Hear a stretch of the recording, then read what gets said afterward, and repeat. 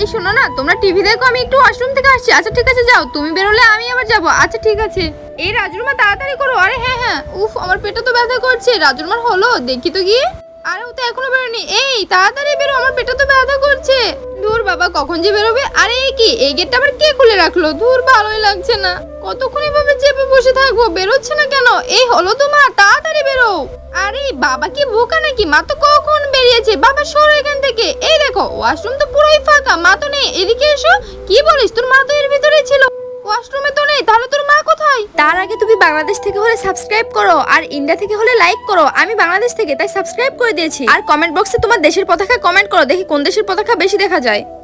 আরে বাবা, মা তো সেই কখন ওয়াশরুম থেকে বেরিয়ে ওই তো বেলকনিতে গেছে, বাহিরের সৌন্দর্য উপভোগ করার জন্য।